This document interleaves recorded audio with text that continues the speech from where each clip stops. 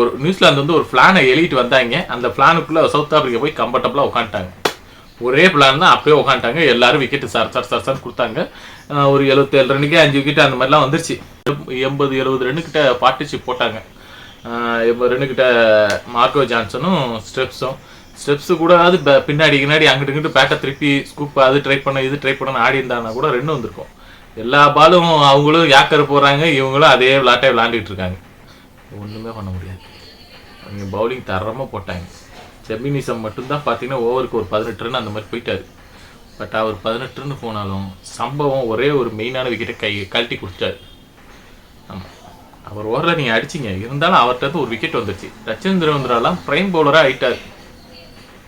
அவர் தாங்க நியூசிலாந்தில் அதிக விக்கெட் டேக்கரு. சூப்பராக போடுறாரு. எப்படியாவது உருட்டி தட்டி 2 விக்கெட் எடுத்துடுறாரு. மேக்கென்ட்ரி நல்லா சூப்பராக போட்டு அவர் ஒரு 2 விக்கெட்டு. லாகி பர்கசன் நல்லா போட்டார், 1 விக்கெட்டு கிடச்சிச்சு அவருக்கு. அதுக்கப்புறம் மெக்காங்கி ஒரு ஓவர் தான் வந்தார், 2 விக்கெட்டு. அவருக்கு ஓவரே தரல. செமினிசம் ஓவரை தூக்கி அவர்கிட்ட கொடுத்துருந்தாங்கன்னா மொத்தமாக முடிஞ்சிருப்பாங்க போல. சவுத் ஆப்பிரிக்கா 170 கூட வந்திருக்காது. ஆமாம், இருக்கிற லோ டோட்டல்லே முடிச்சிருப்பாங்க. 169 ரன் சவுத் ஆப்பிரிக்கா அடித்து 8 விக்கெட் விட்டாங்க.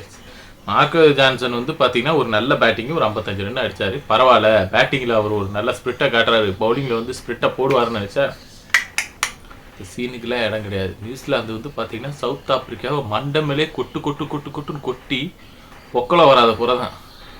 ஒன்றுமே இல்லை, வந்த பால்லேருந்து வீசுதான். ஃபர்ஸ்ட் ஹாப்பில் பார்த்தப்ப சரி இது ஒரு லோ ஸ்கோர் த்ரில்லராக இருக்கும் அப்படிங்கிற மாதிரி நினச்சிட்டாங்க எல்லாரும். அந்த சீனுக்குலாம் இடம் இல்லை. தைரியமாக ஆடினா வெற்றி நமக்கு தான் அப்படிங்கிற மாதிரி அட்டி ஸ்டெஃபர்ட்ஸும் ஆளன் அடிக்கிறார். 33 பாலுக்கு 100 ரன் 100 ரன் அடிச்சிட்டாருங்க. ஓவருக்கு 20 ரன் ஸ்ட்ரைக்கில் இருந்தால் அடிக்கிறாருங்க.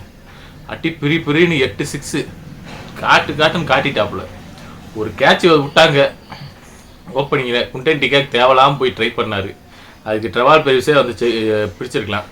பட் அவர் குண்டன் டிகாக்கு என்ன எக்ஸ்பெக்ட் பண்ணி போனார்னா 30 ஆட் சர்க்கிள்குள்ளே தான் ஹைட் ஏறுதுன்னு நினச்சாரு. அது போகுது பவுண்டரி லைன் வரைக்கும் போயிடுச்சு. ஒன்றுமே பண்ண முடியாது. 30 ஆட் சர்க்கிளை தாண்டி போயிடுச்சு. இவர் அவ்வளோ தூரம் ஓடி வேஸ்ட் ஆகி போச்சு. அங்கேயே ஒரு கேட்ச் தான் விட்டாங்க. அங்கேயே மேட்ச் முடிஞ்சிச்சு. மொத்தமாக கலட்டி பிரித்து மொத்தமாக முடிச்சிட்டாங்க. மார்க்கோ ஜான்சன் ஓவர்லாம் ஒரு 18 ஓவர் பெர் ஓவரா ஒரு காலத்தில் எப்படி பந்து போட்டுட்டு இருந்தார். இன்னும் வந்து ஒன்றுமே சொல்ல முடியாது. 18 ரன் பெர் ஓவர் ஒரு பிரைம் பவுலர் கொடுக்குறாரு. கார்பின் பாஷா அதே தான், 18 ரன்னு ஓவர் போட்டாலே அடிதான். இந்த பவர் பிளேலே வந்து அவங்க சவுத் ஆப்பிரிக்கா வந்து ஓவரை கரெக்டாக மேனேஜ் பண்ணி கொடுக்கல. ஃபர்ஸ்ட் ஓவரே மார்க்கோ ஜான்சன் கொடுத்தாரு, 2 போச்சு.